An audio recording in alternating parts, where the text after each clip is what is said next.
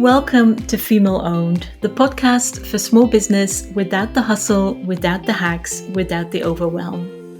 My name is Astrid Brakke and I'm a small business mentor working with small business owners, freelancers and creatives just like you to create slower, gentler and more profitable businesses. I wasn't planning to launch my gentle marketing program Grow again in 2025. But when I wrapped up the final call of the program in July, I immediately knew this program is special. It attracts such amazing people, and I wanted to run it again sooner. In today's episode, I'll walk you through the autumn 2025 launch of Grow, what I did, how I planned it, and how I look back on it. I used to be terrified of launching. The visibility, the pressure to do it right, the worry about whether anyone would buy, and that kept me launching for at least a couple of years. I've become more confident in recent years, but one hurdle remains: deciding when to launch. I've had so many conversations with business buddies about this that I must sound like a broken record to them. And I know I'm not alone. My clients often tell me they already feel behind, that they missed the right time to launch. They've heard all the advice about certain seasons, like from late November on, no one buys unless you sell products, or no one buys in summer. And I have this voice inside my head too. I remember sitting down with my calendar and realizing that every date overlapped with holidays somewhere. School vacations, family time, my own time off.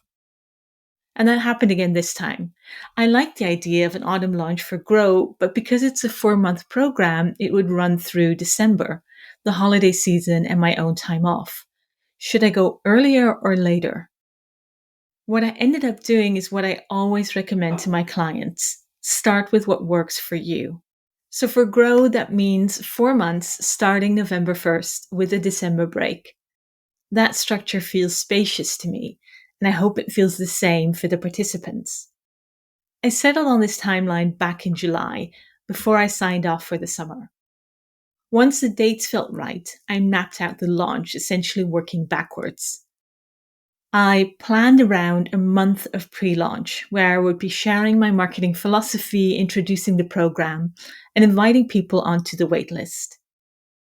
Then there would be a 27-hour waitlist-only access with a 10% discount, followed by 2.5 weeks of public launch. I like this structure. It allows me to send about 2 emails a week and 3 in the final week, and it gives people enough time to get familiar with the program and decide whether it's right for them. To prepare, I emailed everyone already on the waitlist to announce Grow's return. I reached out to business buddies about guest posts, research podcasting, planned this season, asked my VA to create new Pinterest pins for my marketing hurdles quiz, and blocked out weekly time for Grow starting in early September. In September, I reviewed my spring launch emails and decided which ones I was going to repurpose and which to rewrite.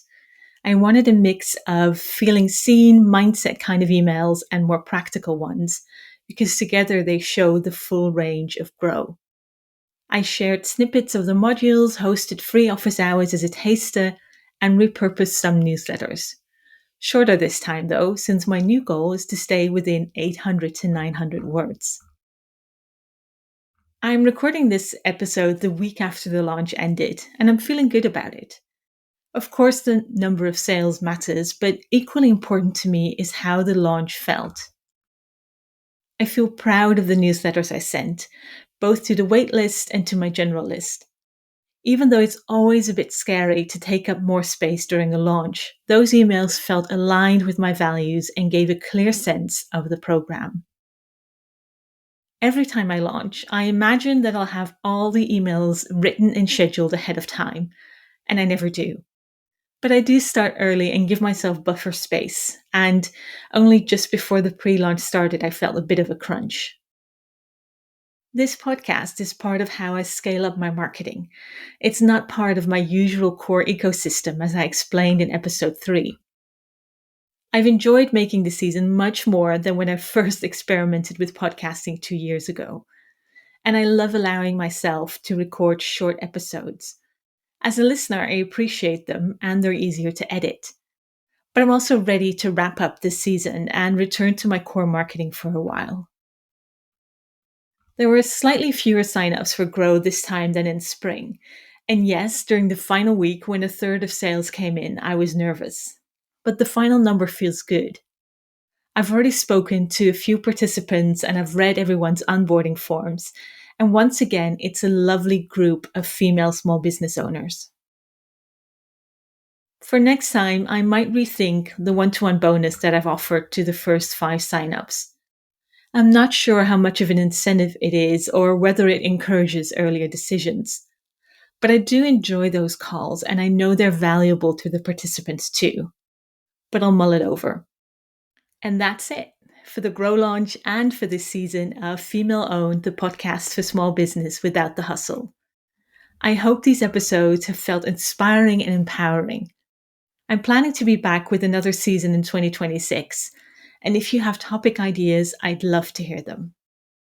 If you're craving a slower, gentler, and more profitable business, I'd love to support you through Grow or through one-to-one mentoring. As always, you'll find all the links in the show notes. Speak to you soon.